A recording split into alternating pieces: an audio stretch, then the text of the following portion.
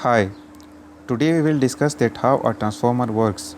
So, what is a transformer? A transformer is basically a static electromagnetic device that transforms electrical power from one voltage level to another voltage level without modifying the overall power and frequency. So, the power and frequency on the primary and secondary sides of the transformer will remain the same. It's just the voltage and current levels that will change. So, how does a transformer work? A transformer basically works on the principle of Faraday's law of electromagnetic induction in the form of mutual induction. Faraday's law of mutual induction states that if alternating current is applied to a coil, it will generate magnetic field around it, and if another coil is placed in the magnetic field, EMF and hence current will be produced in it as well. In the transformer, we wrap the primary winding around a core, which is made of ferromagnetic material and have strong magnetic properties. When voltage is applied across the primary winding, current flows in it, and it produces magnetic flux across the core. A secondary coil is also wrapped around the core. The varying magnetic flux in the core will result in EMF in the secondary coil, and hence current will be produced in it if the coil is closed. The voltage induced in the secondary coil will depend on the number of turns in the primary and secondary windings. The basic transformer equation is V2 by V1 is equal to N2 by N1, or V2 is equal to N2 by N1 multiplied by V1. So, depending upon our requirements, we can increase or decrease the secondary voltage either by increasing the number of turns in the secondary coil or by decreasing it. So, we are actually controlling the output voltage as per requirements. A three-phase transformer has an arrangement of three sets of such windings. The core of the three-phase transformer has three legs, one for each phase. Each leg is called a limb. The core is not a single unit, but instead it is made up of multiple sheets pressed together to achieve high flux density. First, a sheet of paper insulation is wrapped around the core.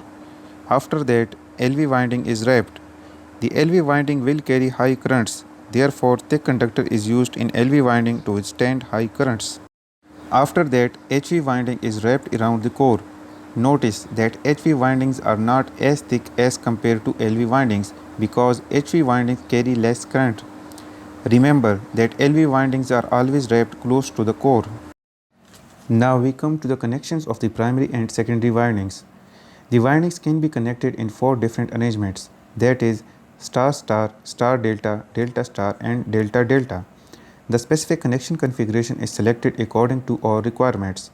It depends upon whether the transformer is installed at generation plant, transmission substation or distribution site. We will consider a transformer with delta star configuration here. So our HV windings are connected in delta configuration. Red phase is connected to yellow phase, yellow is connected to blue phase and blue is connected with red phase. We take out these connections to the bushing terminals. We will connect LV bushes in star connection. One end of all the windings is joined together and taken out as neutral. Other ends are connected to the bushing terminals. After the connections, the windings are wrapped around the core. First, LV winding is wrapped and then HV winding is wrapped outside the core. As we know that LV side of a transmission transformer is connected to the load. If the load increases due to high demand, the voltage on LV side will drop. If the voltage drop is more, it can result in disrupting the whole system and under voltage protection can operate, resulting in tripping of transformer and transmission lines. That's really undesirable. When LV voltage decreases due to high load, we cannot control the voltage on LV side directly because the voltage is related to the current or load, which is not in our control. But we know that V2 is equal to N2 by N1 multiplied by V1. So we instead can control V2 indirectly by changing the number of turns on the primary side. We achieve this by installing tape changer on the HV side of the transformer. There are different tape positions on the tape changer corresponding to different number of turns on the HV side. The tape changer position is controlled by a control unit through a shaft. These are the winding connections corresponding to different number of turns. We can change the tape positions when the transformer is energized. Therefore, it is called as on-load tape changer or OLTC. Remember that tape changer is always installed on the high voltage side of the transformer. When all the internal arrangements are completed and connections are properly done, all the equipment is placed in the main transformer body called as the tank. The tank is made of strong material to protect the internal equipment from any damage.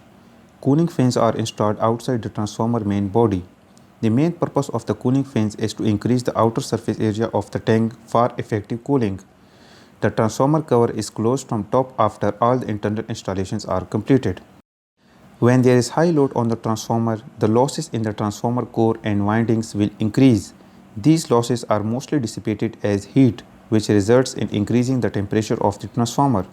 This heat needs to be cooled down. So, the transformer tank is filled with special insulating oil which has excellent cooling and insulating properties, and it is stable at high temperatures. So, the oil performs two functions, that is insulation and cooling. When the temperature of the core and windings rises, the oil in the main tank is heated and circulates through the cooling fans, where it is cooled down due to the air. This cooled oil again passes through the main tank and decreases the transformer temperature. Due to the high temperature inside the transformer tank, the oil will expand and will cover more area. For this purpose, a conservator tank is installed at top of the transformer main body. The heated oil will flow up to the conservator tank through the pipes. When the load on the transformer decreases and the internal temperature reduces, the oil will cool down and will flow down to the main tank again from the conservator tank. During the process of oil circulation, air flows in and out of the conservator tank. When the oil cools down and flows back to the main tank, the resulting empty space in the conservator tank is filled by the air. This air is provided to the conservator tank through a pipe by a breather, and this process is called breathing. The air that flows inside the transformer tank through the conservator mixes with the oil inside the transformer. Therefore, this air must be free of moisture, otherwise it will damage the insulating properties of the oil. For this purpose, the breather is filled with silica gel, which is an excellent absorbent of moisture. So the air gets filtered from moisture before going into the conservator tank. When the silica gel is in good condition, its color is blue. However, with passing time, the silica gel loses its qualities. When the silica gel is in poor condition, its color turns pink.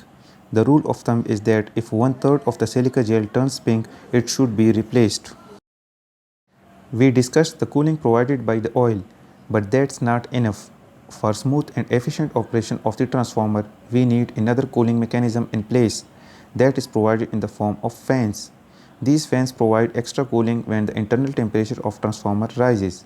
So, based on the oil and air cooling, we have 4 different combinations for cooling mechanisms. Number 1. Oil natural, air natural, commonly referred to as on-an. In this type, oil and air circulation are both natural and fans are not turned on. This mechanism is mostly used in distribution transformers up to 30 MVA capacity. Another mechanism is oil natural, air forced, commonly referred to as on-off. In this mechanism, the flow of oil is natural, whereas air is forced through the use of fans. It is used in transformers up to 60 MVA capacity. Another mechanism is oil forced air natural, or commonly referred to as off-an. In this mechanism, oil is pumped to the radiator using an oil pump, whereas airflow is natural. The last mechanism is oil forced air forced, or off-off. In this method, both the oil and air are applied by force for cooling of the transformer. Oil is circulated with the help of oil pump, whereas air is circulated with the help of fans. After cooling mechanisms, let's discuss some protection mechanisms of the transformer.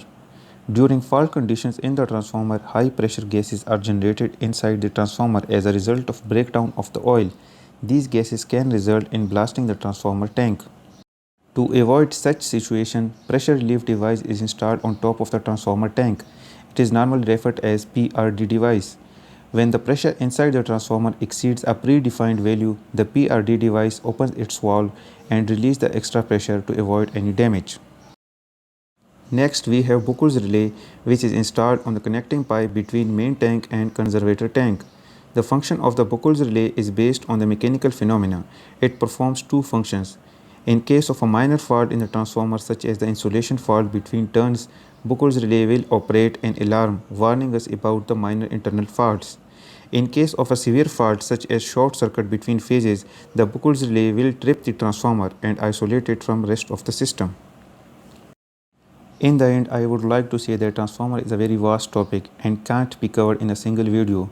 I will make more videos about different aspects of transformers like different connection configurations of a transformer, the vector groups, the cooling mechanisms and different tests performed on a transformer. So keep in touch and subscribe our channel for more videos. Thanks.